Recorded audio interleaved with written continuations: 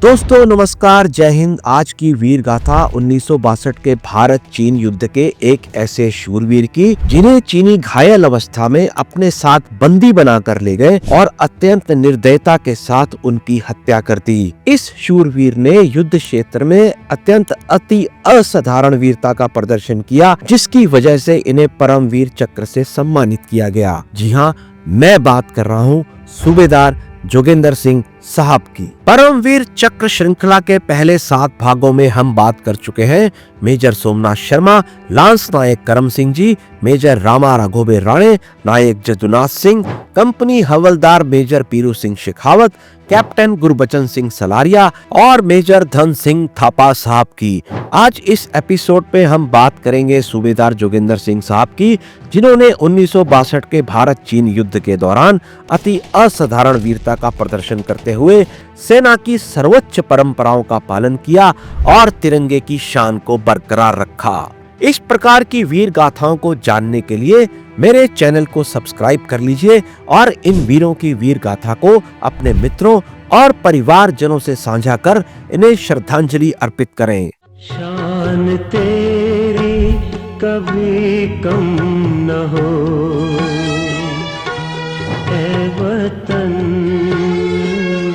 मेरे वतन, मेरे वतन।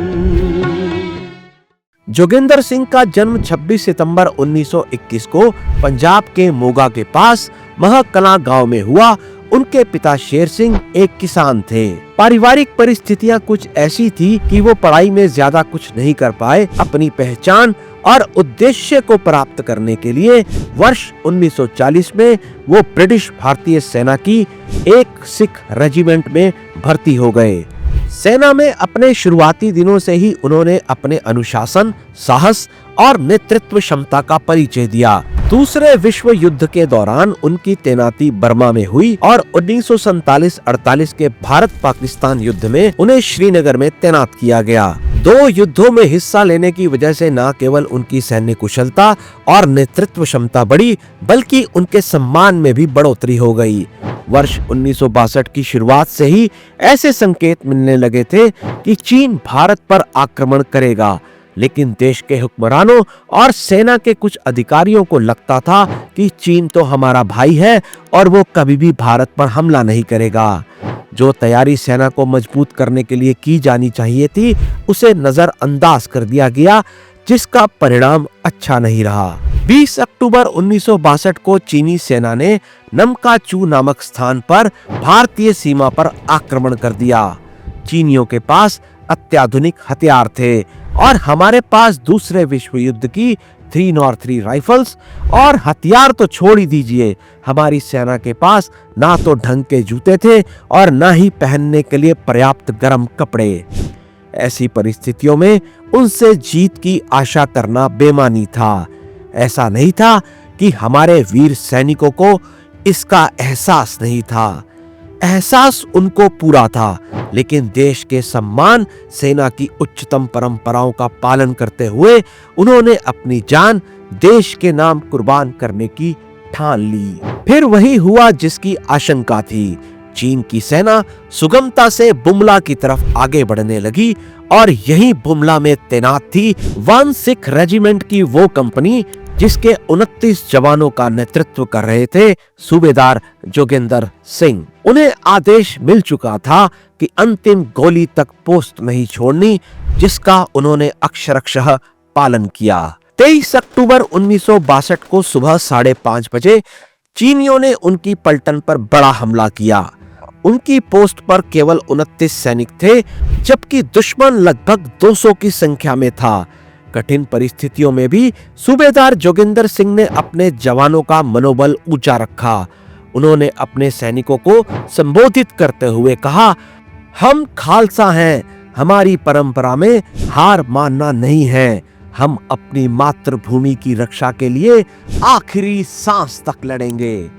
जो बोले सोनिहाल, सत श्री अकाल के युद्ध घोष के साथ भयंकर युद्ध शुरू हो गया। बड़ी संख्या में अपने सैनिकों को मरता देख दुश्मन घबरा गया।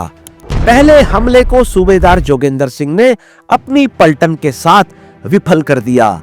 आधे घंटे के बाद ही चीनियों ने दूसरा हमला कर दिया और इस बार चीनी ज्यादा संख्या में आए थे। सूबेदार जोगेंद्र सिंह साहब अपने साथियों का हौसला बढ़ाने में लगे रहे। ठंड का मौसम, सीमित गोला बारूद के बावजूद उन्होंने साहस नहीं छोड़ा। दुश्मन का सामना करते हुए वे गंभीर रूप से घायल हो गए, लेकिन उन्होंने पीछे हटने से इनकार कर दिया। चीनियों का दूसरा हमला भी विफल हो गया।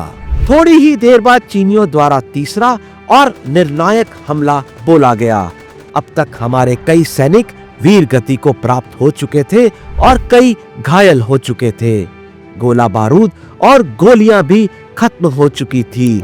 ऐसे में जब चीनी हमारे सैनिकों की तरफ बढ़ते हैं तो हमारे सैनिक अपनी बंदूकों के आगे संगीन चढ़ा लेते हैं और एक बार फिर वाहेगुरु जी का खालसा और वाहेगुरु जी की फतेह का युद्ध घोष आसमान में गूंजने लगता है। चीनी सिख रेजिमेंट के इन वीर सैनिकों के शौर्य को देखकर भौंचक के रह जाते हैं, लेकिन धीरे धीरे सभी 29 सैनिक वीर गति को प्राप्त हो जाते हैं और अत्यंत गंभीर अवस्था में पड़े सूबेदार जोगेंद्र सिंह को चीनी अपने साथ ले जाते हैं। भारतीय सेना ने सूबेदार जोगेंद्र सिंह के द्वारा युद्ध में प्रदर्शित अप्रतिम वीरता के प्रदर्शन के लिए परमवीर चक्र की घोषणा कर दी।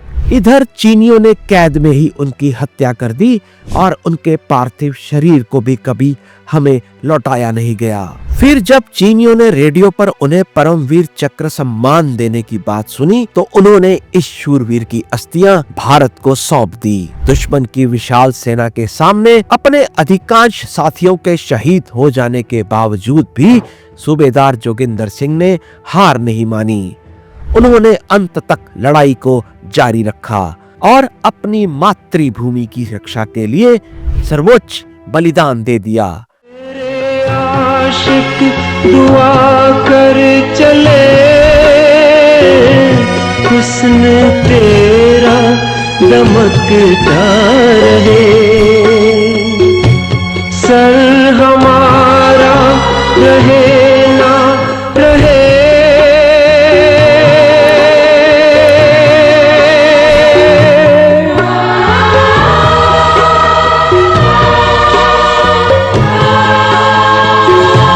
सर हमारा रहे ना रहे, तेरा माथा चमकता रहे। उनकी शहादत भारत के सैन्य इतिहास का एक सुनहरा अध्याय बन गई। मैं स्वयं को सौभाग्यशाली मानता हूं कि मुझे बुमला में बने उनके युद्ध स्मारक पर नमन करने का सौभाग्य प्राप्त हुआ है।